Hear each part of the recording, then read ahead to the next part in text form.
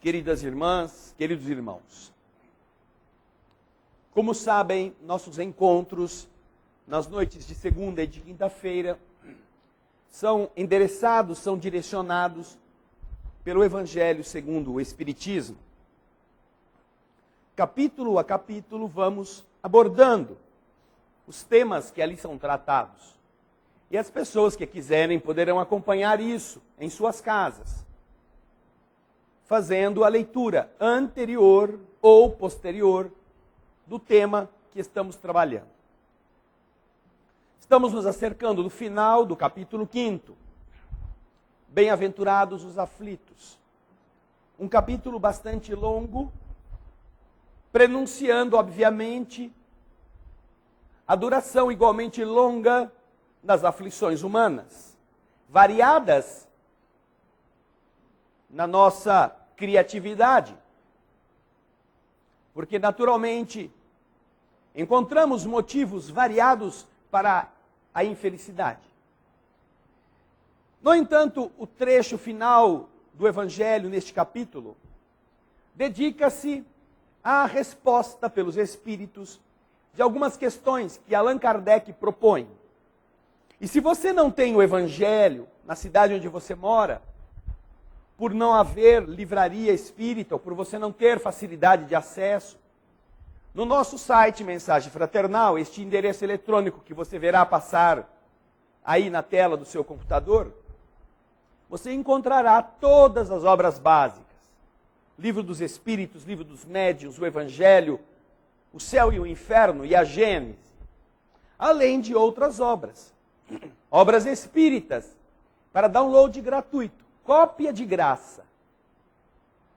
E isto você poderá encontrar em português e em espanhol.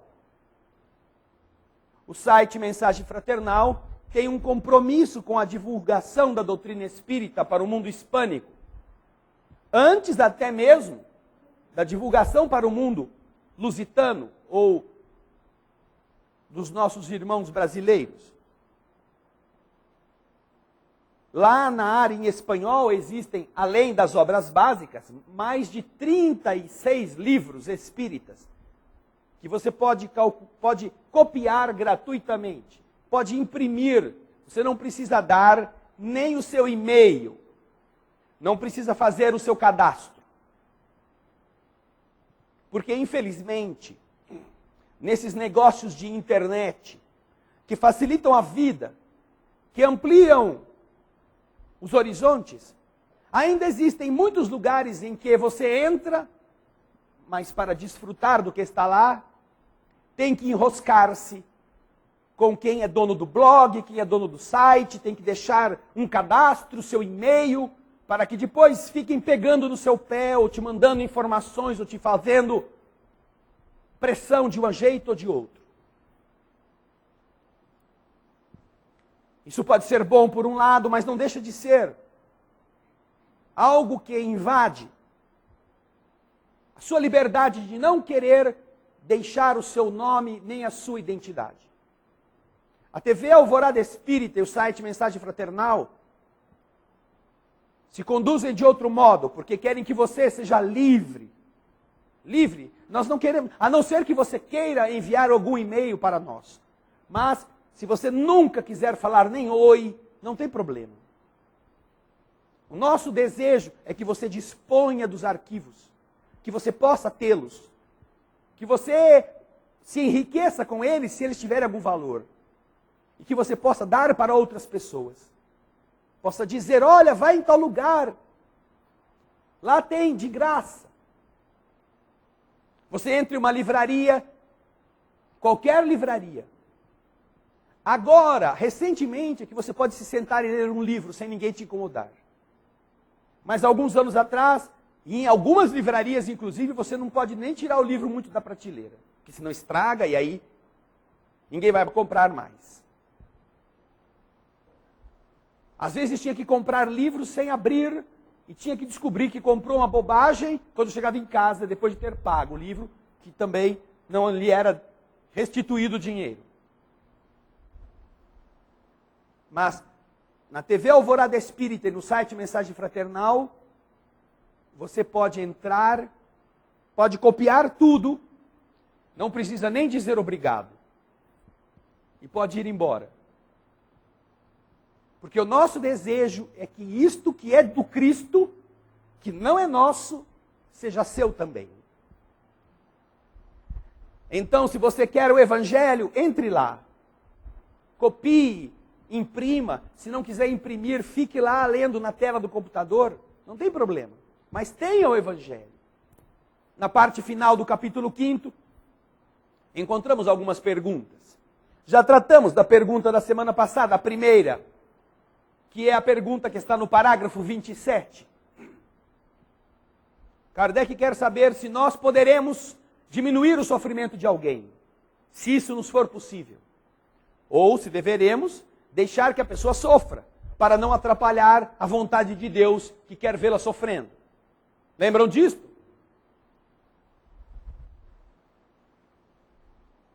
Pela cara, parece que eu estou falando grego. Na área do nosso site em grego, você também encontra livros espíritas. Sabia disso? Existe lá no site, Mensagem Fraternal, uma área em grego. Então, entra lá para ver se eu estou falando a língua igual àquela. Pergunta número 27, no parágrafo 27, é esta. Podemos nós nos empenhar para diminuir a dor de alguém, quando isso seja possível, ou, para que se cumpram os desígnios de Deus, devemos deixar a pessoa sofrendo? Uma pergunta que muita gente até tem dúvidas a respeito, e até se vale dessas dúvidas para dizer, não, eu não me meto na vida dos outros. Se Deus está querendo que ela passe por isso, deixa ela passar, que vai que eu me meto, e aí Deus não está querendo, e a coisa vira contra mim. Então, deixa esse negócio desse jeito mesmo. Aprendemos na semana passada que nós temos um dever moral de fazer o bem. Ninguém veio ao mundo para ser pedra de tropeço no caminho dos outros. Ninguém. Ninguém está na terra autorizado a fazer alguém sofrer para que com isso você coopere para que ele resgate os seus crimes do passado mais depressa. Ah, mas não é o Espiritismo que fala que quando a gente sofre a gente está resgatando? Então, eu estou ajudando ele a resgatar mais rápido. Ainda estou fazendo bem para ele. Eu fico apertando mais, fico metendo a faca na ferida, assim ele sofre bastante. E assim, sofrendo bastante, economiza sofrimento e se depura mais rápido. Nenhum de nós veio à Terra para isso. Se você é um chefe despótico, se você é um marido ou uma esposa intransigente, se você é um chefe de família arrogante, se você é um patrão ou uma patroa dessas, casca de ferida, tenha certeza. Você vai sofrer as consequências de estar fazendo os outros sofrerem. E sofrerá isso pela doença, pela infelicidade, pelas decepções, pelas lágrimas, nesta vida ou em outra. Isto é da lei do universo. Porque ninguém veio ao mundo para ser espinho na carne de outrem. Todos, ao contrário, estamos na terra para fazer todo o bem que pudermos. Todo. Inclusive, somos responsáveis pelo bem que não fazemos. Ai, é assim tão rigoroso o negócio? Não, não é assim tão rigoroso. É assim o justo. Se nós deixarmos um pouquinho o Evangelho e formos ao Livro dos Espíritos, na pergunta 642, sempre falamos dela.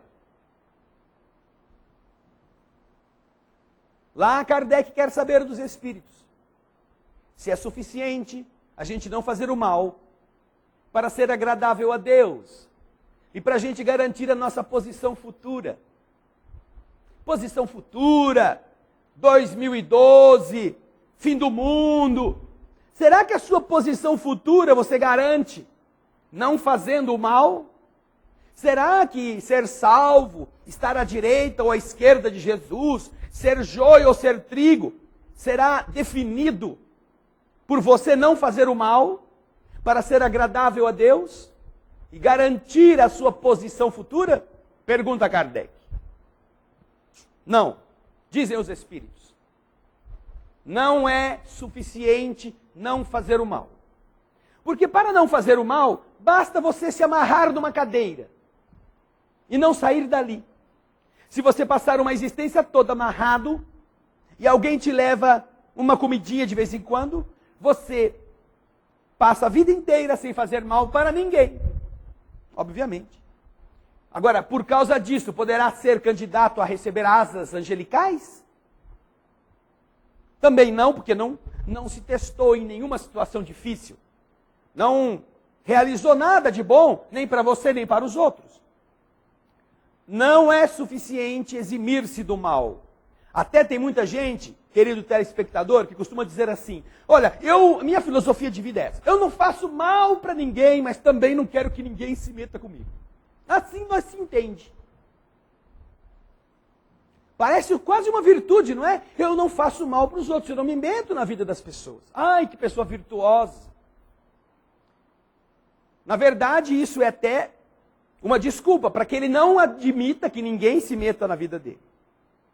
Esse é o X da questão.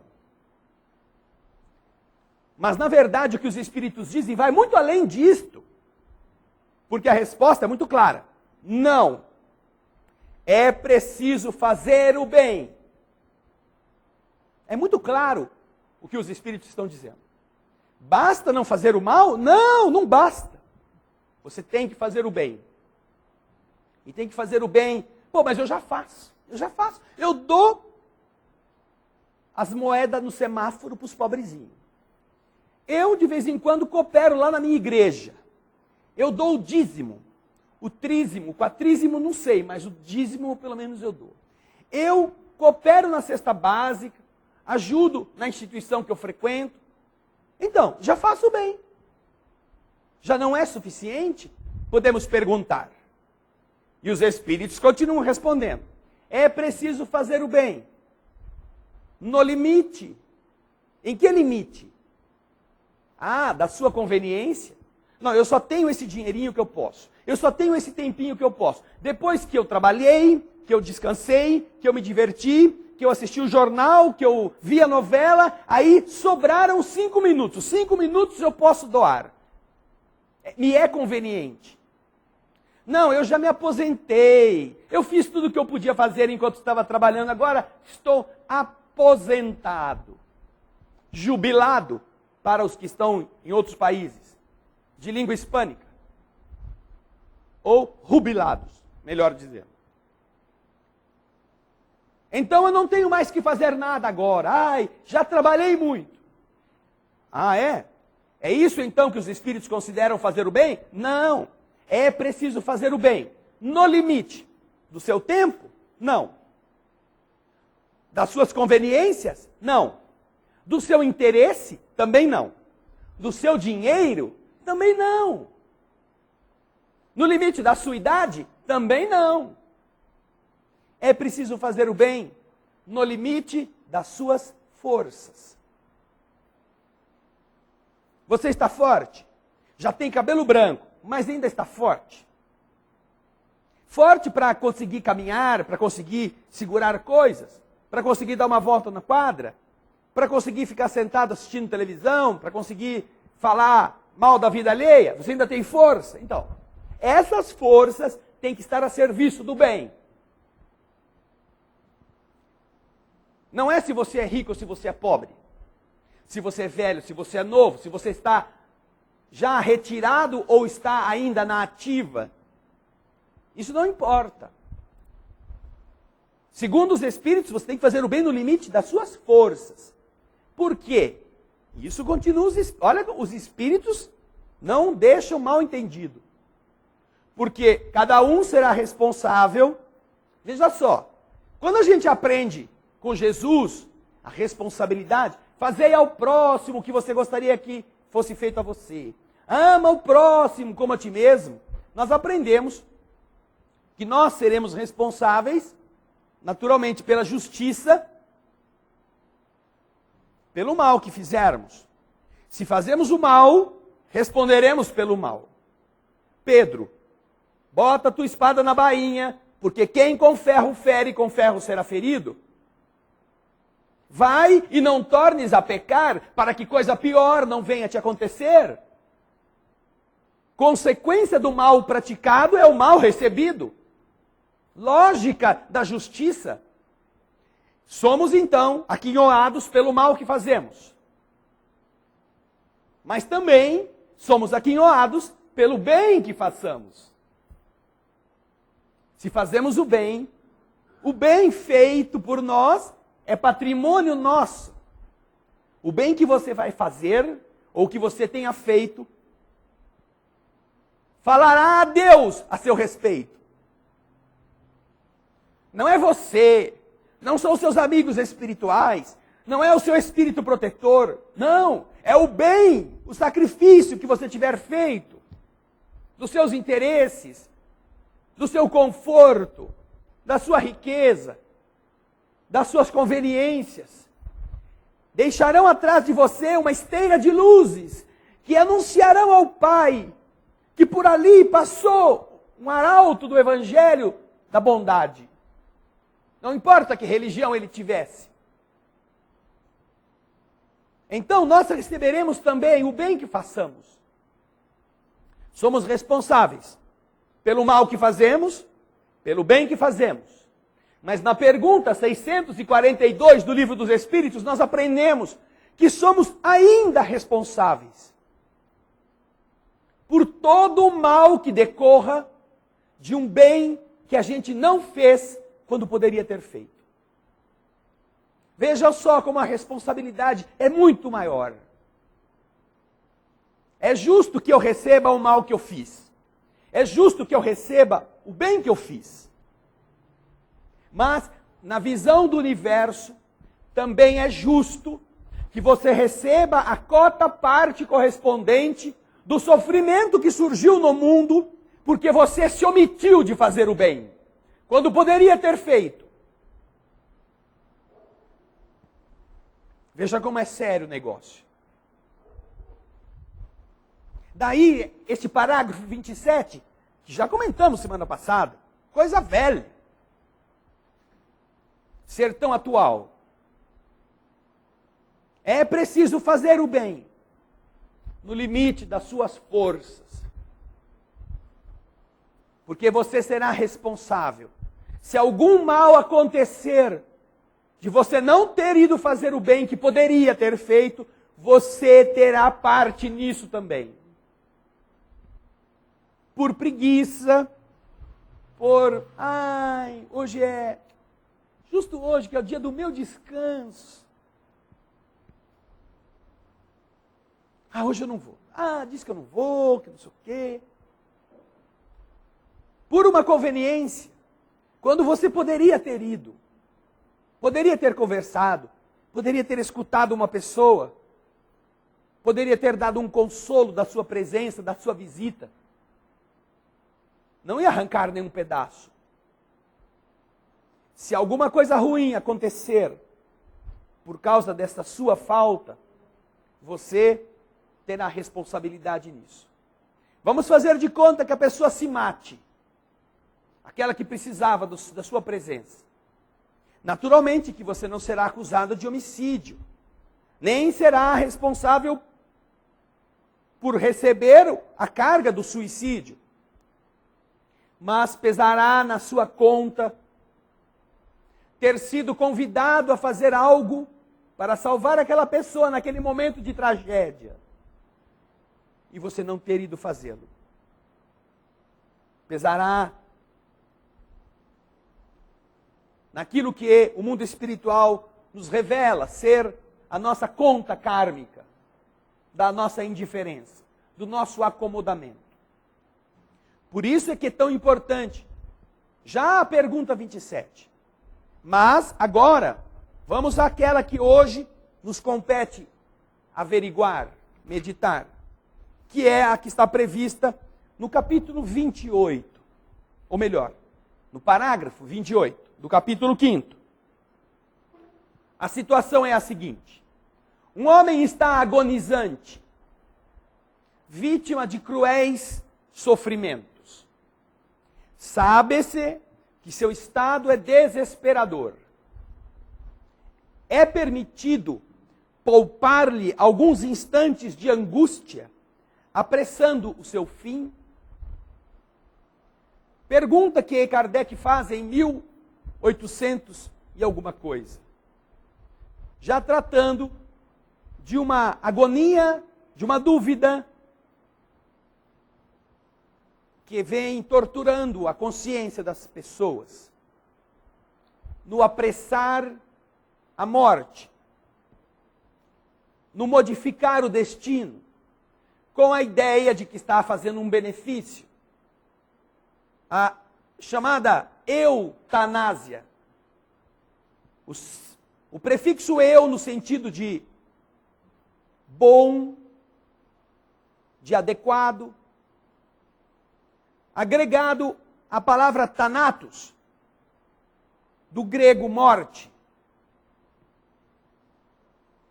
Como também a palavra eugenia. Eu significando bom, boa, genia como forma. Eugenia. Doutrinas que pregam o extermínio das crianças mal formadas, matando-as para que elas não se desenvolvam e assim se melhore a raça. Já ouvimos isso em algum lugar, em algum tempo. Quando os fornos crematórios estavam acesos, em nome da doutrina da eugenia. Herança, talvez, em alguma medida, dos espartanos, que já faziam isso com as suas crianças. Aquelas que nessas condições vinham ao mundo e não poderiam ser colocadas em seus exércitos. E eram jogadas de um penhasco. A eutanásia, no sentido da boa morte, da diminuição do sofrimento, da morte generosa, piedosa. Kardec, então, diante desta interrogação na consciência filosófica, porque aí estão alguns princípios em conflito. A proteção à vida e o amor pelo ser vivente. O amor que você tem por uma pessoa e o respeito que deve ter pela sua vida. Então, naturalmente, quando tudo está saudável, ninguém pensa em matar o outro. Não, você já viveu bastante, então, vou te dar um tiro da cabeça, assim, você já vai para o outro lado, vai para nosso lar mais depressa. Ninguém imagina fazer isso. Mas, quando surge um momento, aquela zona cinzenta, em que o sofrimento da pessoa faz o sofrimento de quem a ama também ser grande, misturam-se certos princípios filosóficos, dificultando o raciocínio com clareza. Não queremos dizer que você não possa, você que está à beira da cama de um enfermo, que você ama, que está vendo sofrer, que você não possa pedir a Deus que acelere a sua desencarnação. Não possa pedir aos arautos da verdade que venham, se for possível, retirar aquele ente querido daquela aflição. É natural que você possa fazer este pedido, sem que você seja o anjo da morte. Porque aí você está respeitando o principal pressuposto da vida, que é exatamente que aquele que a concede, a retire, no momento em que achar oportuno. Seja do ancião, seja da criança. Mas quando não existe uma concepção filosófica robusta a respeito destes princípios, quando você de dia pensa de uma forma, à tarde pensa de outra, porque assistiu algum programa desses de televisão, esses programas tão úteis, tão importantes, que fazem as pessoas se baterem lá para dizer quem é que tem razão, aí você muda, né, segundo o vento. E à noite já pensa diferente. Então, quando nós não sabemos o que nós acreditamos por nos faltar estofo de maturidade, meditando sobre estas questões, nós chegamos nesse impasse. Ai, não aguento ver o vovozinho sofrendo. Tenho que ficar com ele no hospital. Ai, ele geme, eu não consigo ficar ali. Ai, quem sabe se a gente falar com o médico aliviar o sofrimento dele.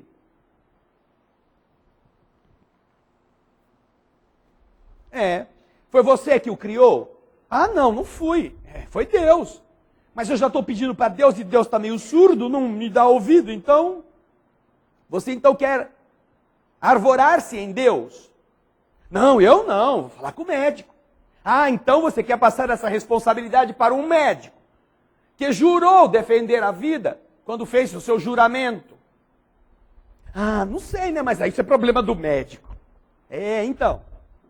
Aí vivemos transferindo problemas que são nossos para outras pessoas, e aí a gente fala, não sei, não fui eu, viu? Aí quando eu cheguei lá, ele já tinha morrido. Fazer o quê, né? Essas indagações são muito mais profundas e acontecem com muito mais frequência do que nós imaginamos. Até porque, depois de um certo tempo de hospital, todo mundo que está com saúde começa a ficar desgastado. No que é muito bom, como dizem os espíritos, a enfermidade prolongada.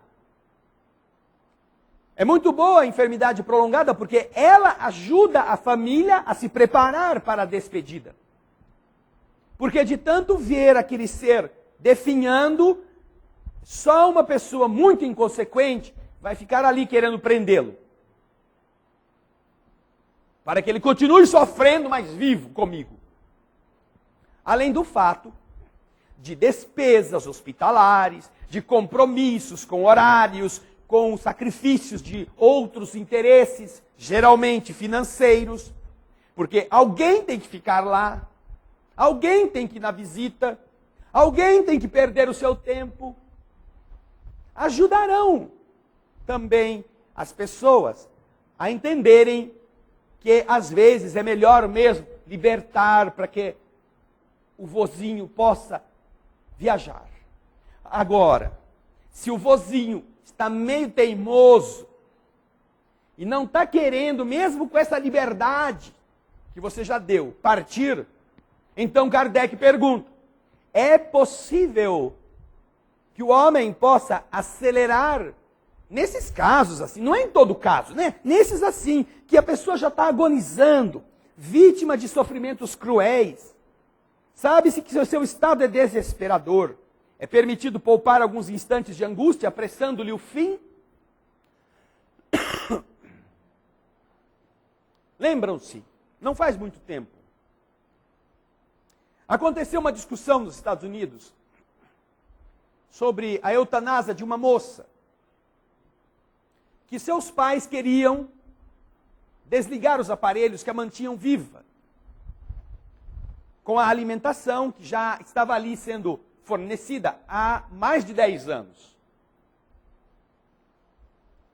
Então entraram na justiça para pedir a um juiz que autorizasse, por lei, a desligarem os aparelhos que sustentavam a vida da filha.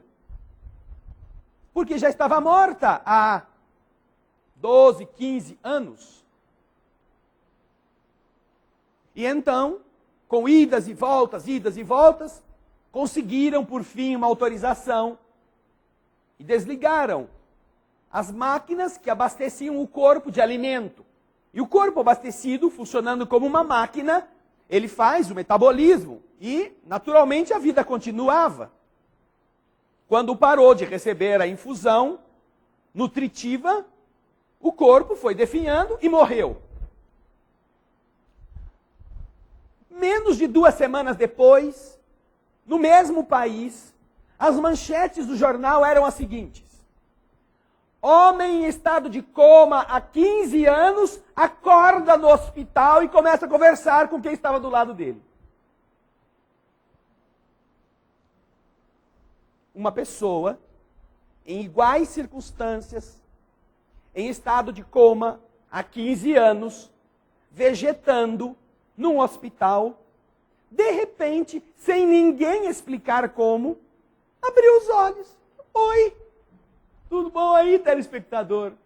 Faz 15 anos, um tempinho bom, né? Mas olha, estou de volta. E aí? Para quê?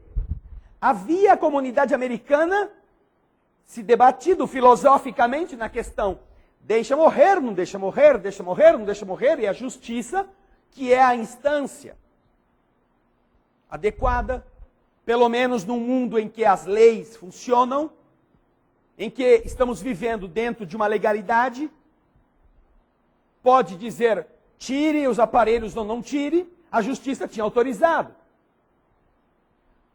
Agora, como explicar que um outro paciente que estava há mais tempo em estado de coma do que a moça, de repente, tinha voltado. E depois passaram-se 2 meses, aconteceu de novo com uma outra pessoa. Parece que os espíritos fazem de propósito, né? Ah, vocês estão discutindo se desliga ou não desliga, desliga ou não desliga. Vamos começar a trazer de volta uma meia dúzia que está apagado já há algumas décadas, para vocês verem como eles ainda estão vivos. Então, como será que se sentiram os pais daquela moça, que a essa altura já estava com o seu corpo apodrecido debaixo da terra? Alguém gostaria de estar na pele deles?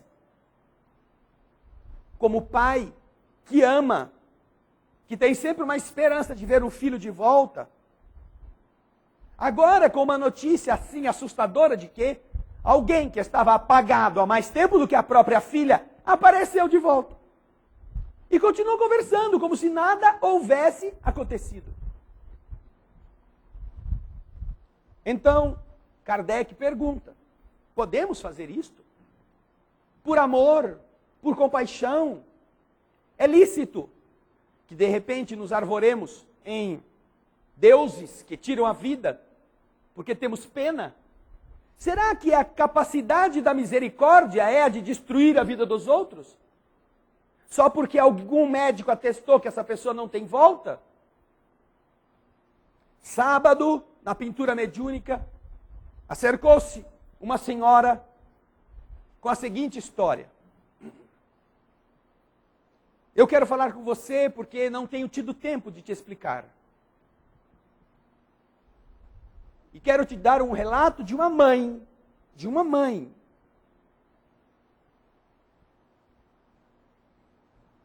Meu filho,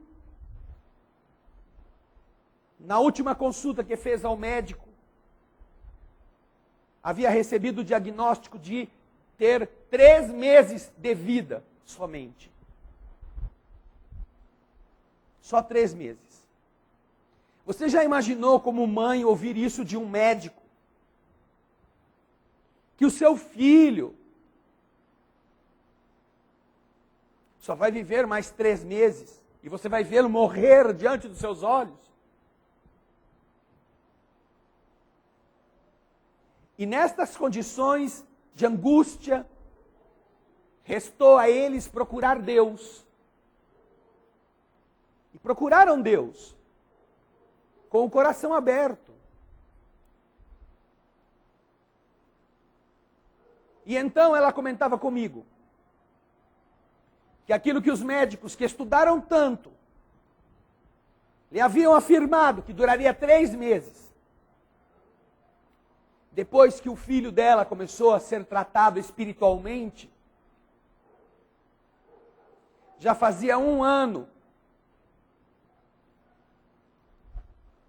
E o último exame que fizera já o dava praticamente como curado. Você já imaginou você ouvir isso? Também do mesmo médico que atestou que o seu filho ia morrer, que você podia comprar o caixão. O que significa para uma mãe, para um pai? Só quem é mãe e pai nessas condições sabe avaliar o que é isto. Por melhor que seja o médico, por mais competentes que sejam os métodos, por mais exatos que sejam os aparelhos, quem pode atestar que aquele é o último suspiro de alguém? Quem tem essa competência ainda não nasceu. O Titanic era o navio mais seguro que os homens construíram. Então, nunca iria afundar.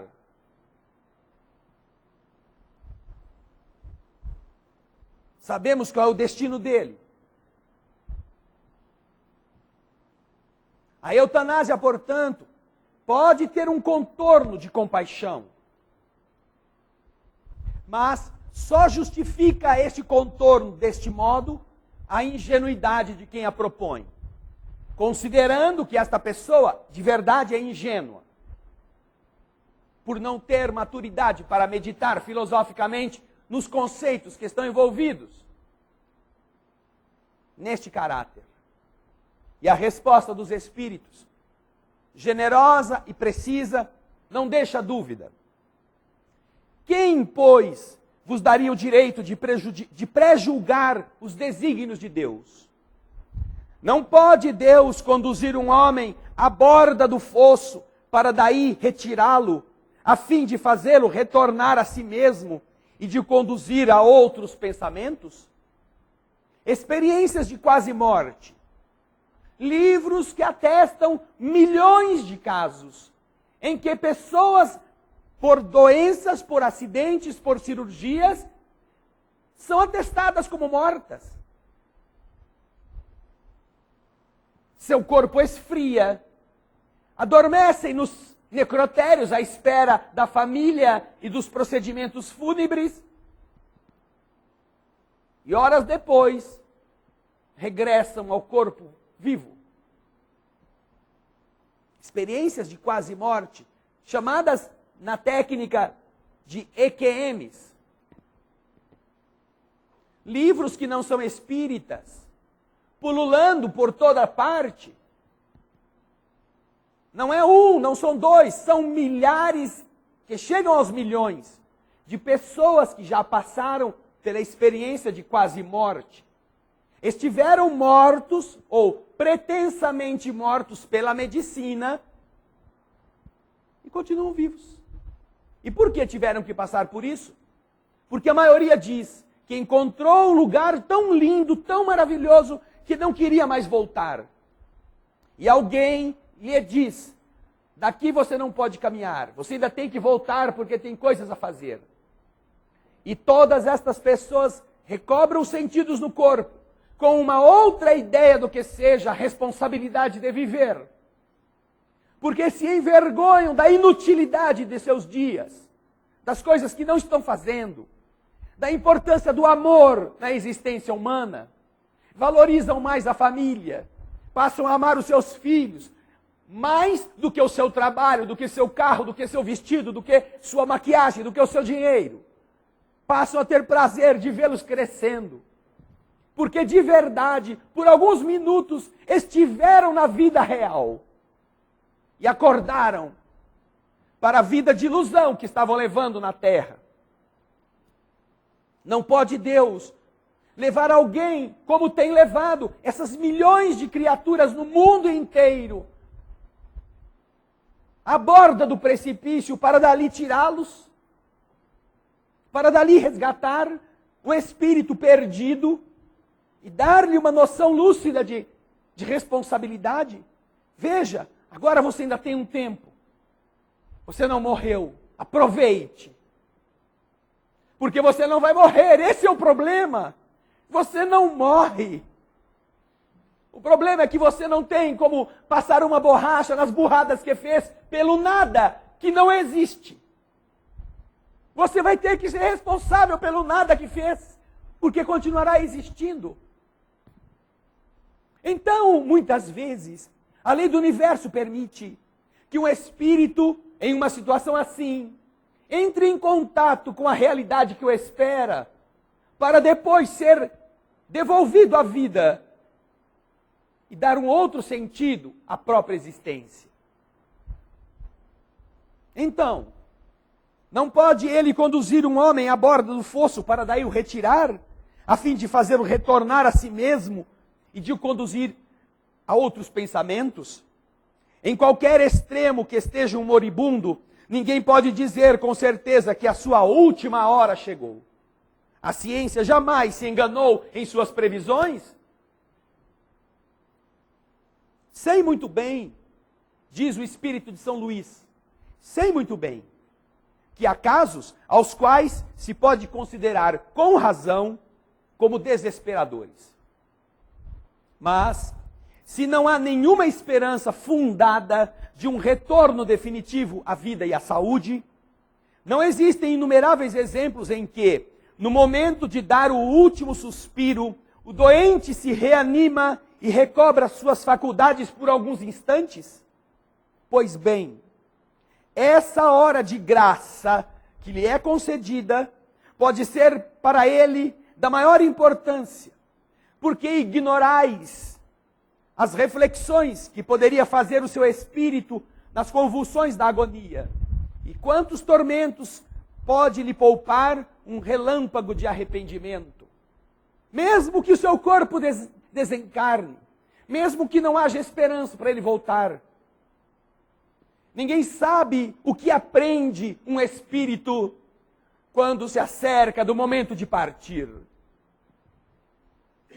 O quanto se arrepende do despotismo, o quanto se sente culpado por atitudes que antes ele nem dava valor. Naquele momento ele vai se lembrar do motorista de ônibus que ele ofendeu, do cobrador que xingou porque não recebeu o troco adequado. No momento em que ele estiver ali, entregue a ele próprio, como um espírito que se liberta, ele estará meditando em quanto mal falou de pessoas que até podem ter ido visitá-lo no hospital. E muitos envergonhados no leito de hospital pedem desculpa pelo mal que fizeram. Como conseguir de um ser despótico, indiferente, que viveu uma vida de grosserias,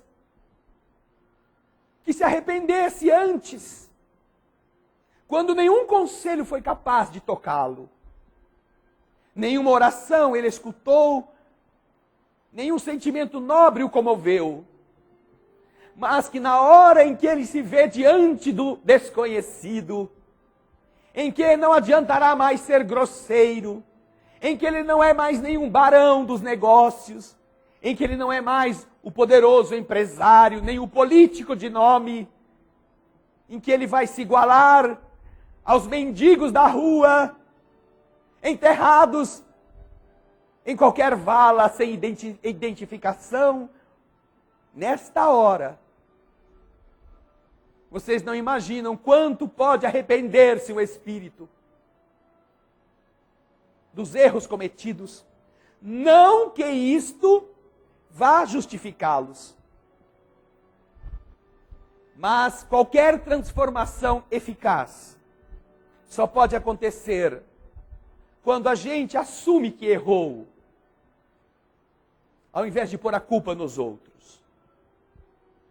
E esse exame de memória, esse exame da consciência, nestas horas, talvez sejam as únicas que este espírito contará na vida para fazer a seu próprio benefício. O materialista, a pessoa que só pensa no mundo físico, no mundo material e nas vantagens da matéria, que não vê senão o corpo e não considera nada a alma, não pode compreender estas coisas. Mas o espírita, que sabe o que se passa além do túmulo, conhece o valor do último pensamento para aquilo que o espírito encontrará do lado de lá. Abrandai os últimos sofrimentos quanto esteja em vós. Abrandai com medicação, com tratamento, com carinho, com tudo que você puder fazer para confortar e diminuir a aflição do doente. Abrandai os últimos sofrimentos, quanto esteja em vós poder fazê-lo. Mas guardai-vos de abreviar a vida. Mesmo que fosse de 1 minuto, porque esse minuto pode poupar muitas lágrimas àquele espírito no futuro dele. Amenizar o sofrimento é muito diferente de abreviar a vida. Pergunta 28, que daria para fazer uma palestra de uma noite inteira. Que nos prepara para a pergunta 29, que eu vou deixar para vocês lerem em casa. Coisa que eu sei que ninguém vai fazer. Porque eu vou num centro espírita, que o cara lê e explica tudo. Por que eu ler? Mas que antes de nós encerrarmos nosso encontro de hoje, quero deixar uma reflexão importante. Também na mesma direção deste assunto, só que no sentido inverso. Estamos falando aqui de abreviar a vida no final. Mas queremos deixar uma reflexão para os que estão tentando defender a abreviação da vida no seu começo. Anda pela internet. Se vocês procurarem, vão encontrar. Já comentei isso semana passada. Fotografias de um ritual de passagem, ritual em que os meninos, ao participar dele, ganham status de homem na fase da adolescência, que mostra na Dinamarca a matança de golfinhos em uma baía que se torna vermelha de sangue.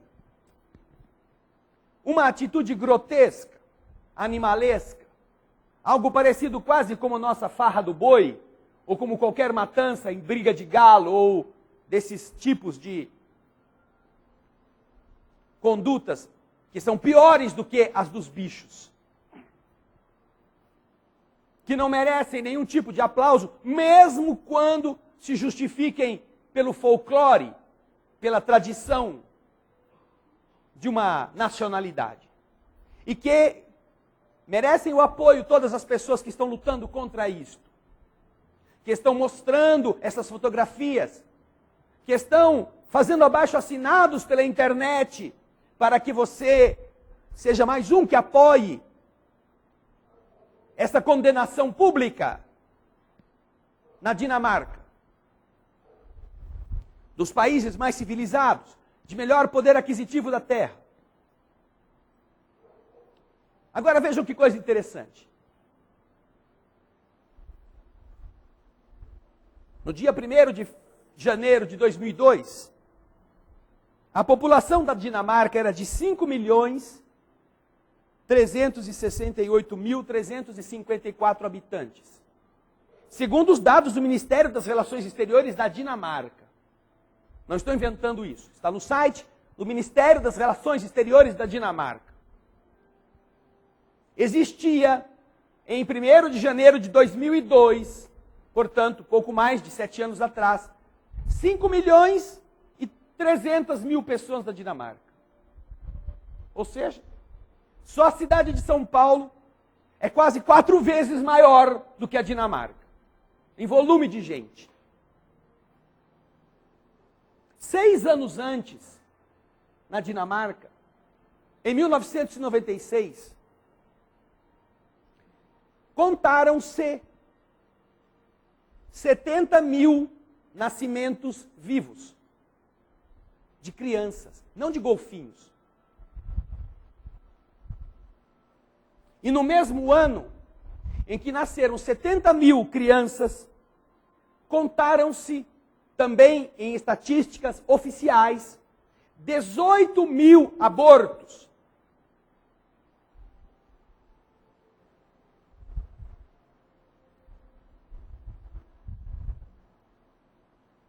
A Dinamarca, de todos os países da Europa, segundo está lá no site do Ministério das Relações Exteriores dele mesmo, dela mesma, é o país que tem a maior relação entre abortos legais e nascimentos de todos os países da Europa.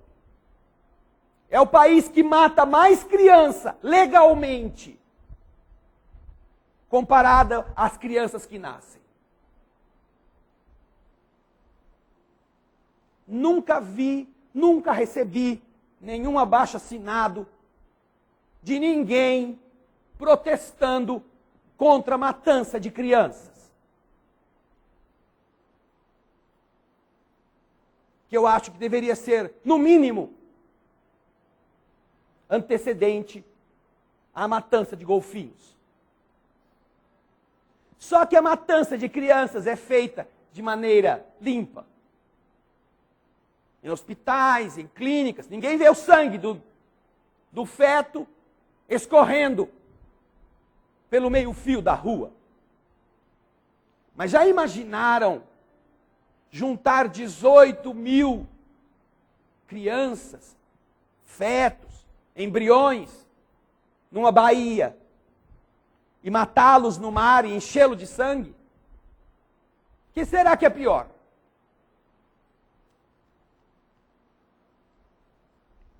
Para que nós meditemos a que insanidade estamos chegando. Uma insanidade que estão querendo aprovar também em nosso país. Somos a favor da liberdade para as araras azuis, para a proteção das tartarugas no projeto Tamar. Somos a favor da proteção da baleia azul. E vamos matando as crianças. Vamos, vai deixando matar. Se este não é um mundo de gente maluca, eu não sei que mundo será.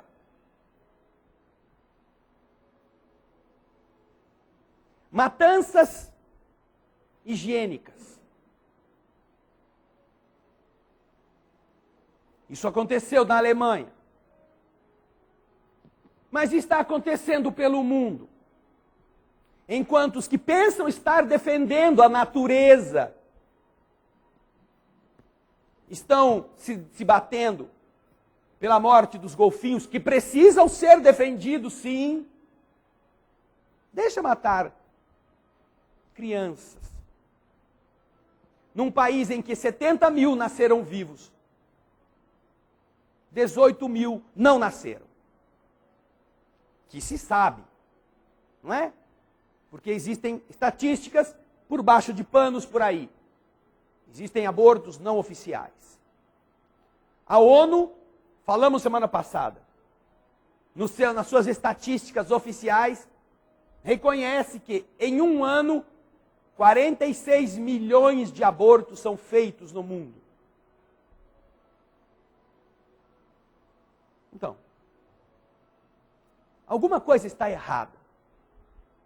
Não com os golfinhos, com os humanos, que estão se encantando com campanhas contra isso, contra aquilo, contra aquilo e contra aquilo, e anestesiados em campanhas humanistas a benefício do ser próprio, dos próprios seres humanos.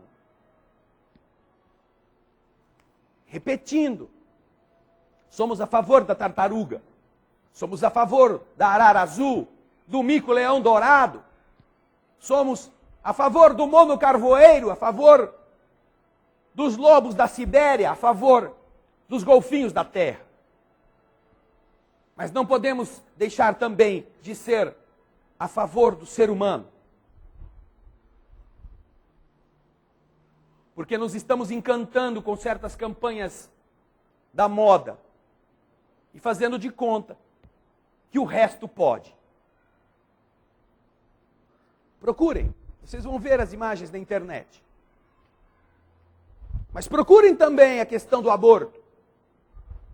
Se não deveriam também estar indignados com esta posição. De qualquer país, não só da Dinamarca, que é um país muito generoso em muitas outras áreas. Não estamos falando isso para denegrir os irmãos da Dinamarca. Pelo contrário, dos países mais lindos da Terra. Com a população de seres muito, muito elevados do ponto de vista cultural. Pensemos um pouco nestas coisas, porque semana que vem continuamos no encerramento do capítulo 5, falando de temas interessantes, como este. Vamos orar. Obrigado, Jesus, por todas as coisas lindas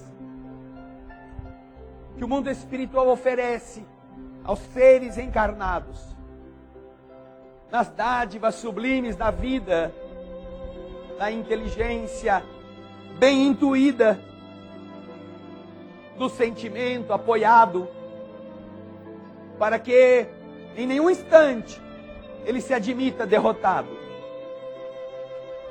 Nós aprendemos, Senhor, que os homens se organizam de tal forma